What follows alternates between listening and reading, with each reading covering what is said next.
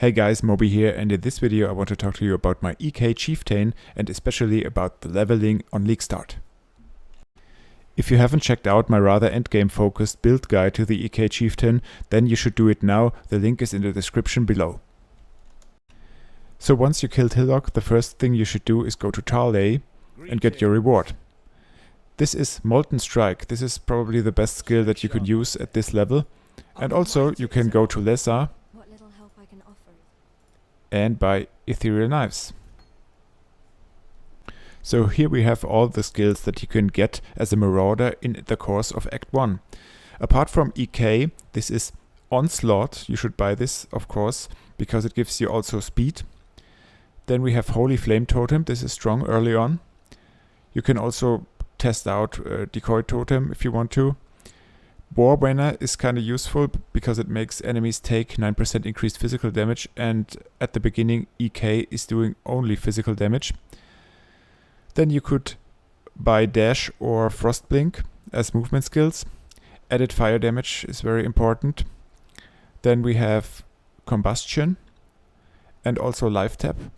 Molten Shell, of course, is great too. You should put that on left click. Also, Vitality is kind of important because it makes you regenerate life. And last but not least, Spectral Helix. Spectral Helix is probably the most powerful leveling skill for an attack-based build. We are actually a spell-based build with Ethereal knives, but at the beginning it doesn't matter because we don't have any gear anyway, so we can also use Spectral Helix for leveling. It's very easy to level with Spectral Helix because it does not require any specific links. It deals very good damage and it's very comfortable to use.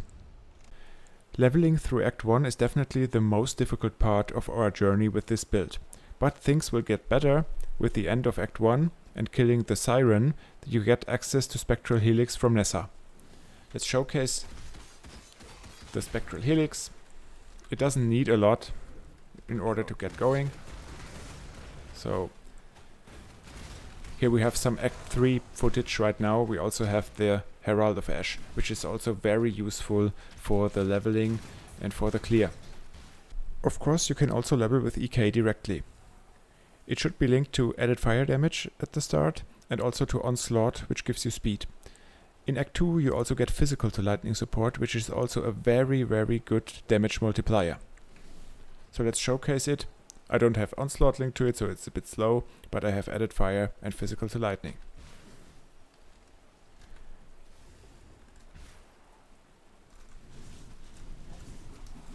Those are some tough enemies.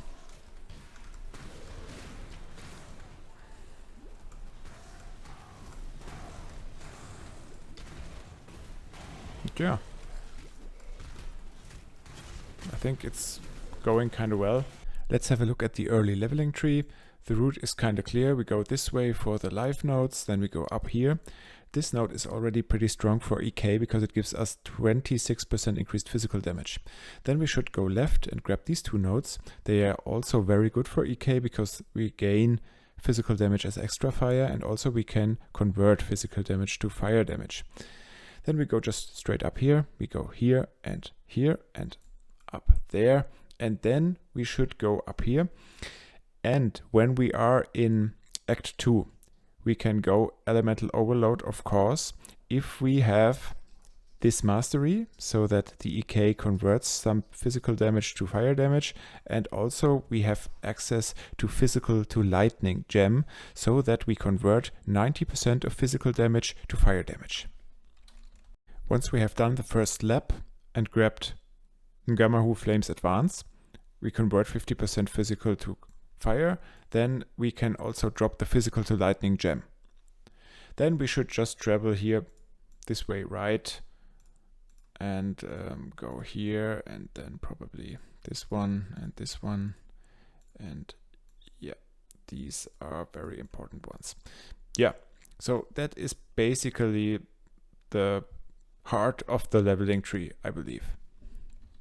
Okay, let's have a closer look at the gem setup, especially at the beginning. EK should be linked to Onslaught and added fire damage because these are accessible in Act 1 already. Later on in Act 2 you also gain access to physical to lightning, which is very strong. Pierce helps with the clear, so Pierce is kind of mandatory later on, because otherwise the clear kind of sucks, honestly.